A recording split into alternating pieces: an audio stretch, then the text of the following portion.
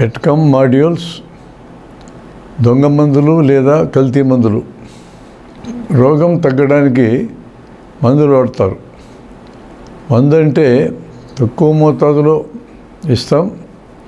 ఆ తక్కువ మోతాదులో ఇచ్చినది శరీరం మొత్తం మీద దాని ప్రభావం చూపిస్తుంది. బయట నుంచి ఇస్తాం. శరీరంలోనే తయారయ్యే వాటిని మందులని పిలవం. బయట నుంచి ఇస్తే దాని మందు అంటాం. ఉదాహరణకు థైరాక్సిన్ అనే పదార్థం శరీరంలోనే తయారవుతుంది, దాని మందనం. శరీరంలో తయారయ్యేదాన్ని మందనం. కానీ అదే థైరాక్సిన్ బయట నుంచి ఇస్తే మందు అంటాం. ఆ మందే కల్తీదైతే రోగం తగ్గదు, ఒక్కోసారి పెరుగుతుంది, ఒక్కోసారి రోగి చనిపోవచ్చు కూడా. Drug controller general of India DCGI వారి ప్రకారం మన దేశ మార్కెట్లో ఉన్న మందుల్లో 100లో 23 వంతులు ఇలాంటివే. కల్తీ జరగకుండా కంపెనీలు ఏం చేయొచ్చు అనే దాని మీద వారి సూచనలు కొన్ని ఉన్నాయి. మందుకు బార్ కోడింగ్ ఇవ్వడం, బ్లిస్టర్ ప్యాకింగ్, హోలోగ్రామ్స్ అంటే మెరుస్తున్న గుర్తులు ఉంటాయి, ప్రత్యేకమైన లోగోలు, కెమికల్ మార్కర్లు, రంగుమారి ఇంకులు, ఇలాంటి వాటిని వాడమని చెప్తున్నారు.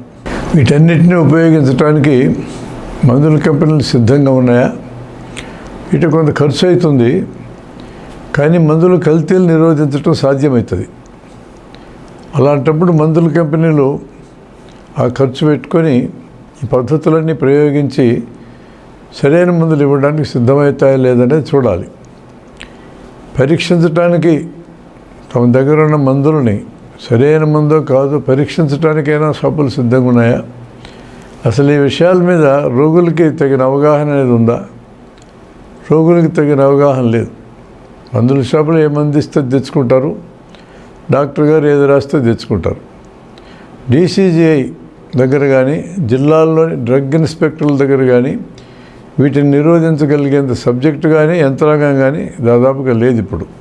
రోగికి వాడిన మందు వలన రోగం తగ్గుతూ ఉండకపోతే రోగికి వాడుతున్న మందే దానికి కారణమని మనం ఎట్లా అనుమానించాలి? ఖచ్చితంగా అనుమానించడం సాధ్యం కాదు. రోగం తగ్గుతూ లేదనుకోండి, అది మందు కారణం ఉండొచ్చు, మందు పనిచేయకుండా ఉండని కారణం ఉండొచ్చు, అది కల్తీ మందు అయి ఉండొచ్చు, లేదా అసలు ఆ రోగమే ఇది కాకుండా కూడా ఉండొచ్చు. డాక్టర్ మళ్ళీ మొదటికెళ్ళి పరీక్ష చేసుకొని వీటిలో ఏ కారణం అక్కడ పనిచేస్తూ ఉందో చూసుకొని ఆ ప్రకారం ముందుకెళ్లాల్సిందే. పెద్ద కంపెనీలు చేసే మందుల్లో కల్తీలు ఉండవా? ఇట్లాంటి చర్చ ఏం లేదు. ఈ మందుల గురించి 1986 నుంచి జన విజ్ఞానికి ప్రచారం చేస్తూ ఉంది. అప్పటికే మాకు తెలిసిన సమాచారం ఏంటంటే పేరు మోసిన కంపెనీల్లో కూడా ఎంతో కొంతమేర కల్తీ మందులు ఉండటం. కల్తీ అని పిలవకుండా వాటిని సబ్స్టాండర్డ్ మందులని పిలిచేవాళ్ళు. అంటే స్టాండర్డ్కి తగిన రీతిలో లేని మందులని. అంటే కల్తీనే, మరి పూర్తిగా కల్తీ ఉండే బాబత్తు కూడా ఉన్నాయి. టెట్రాసైక్లిన్ క్యాప్సూల్స్లో టెట్రాసైక్లిన్ మందు లేకుండా పసుపొడి నింపిన సందర్భాలు ఉన్నాయి. ఇవి పూర్తి స్థాయి కల్తీలు అన్నమాట. బ్రాండ్ మందులన్నీ మంచి మందులను నమ్మొచ్చా? చెప్పలేం. ఆ బ్రాండ్ మందులు సప్లై చేసే కంపెనీల నుంచి వచ్చే మందుల్లోనే కొన్ని సబ్స్టాండర్డ్ ఉన్నాయని ప్రయోగాల్లో బయటపడుతున్నప్పుడు 100% అటువంటి హామీ మనం ఇవ్వడం సాధ్యం కాదు.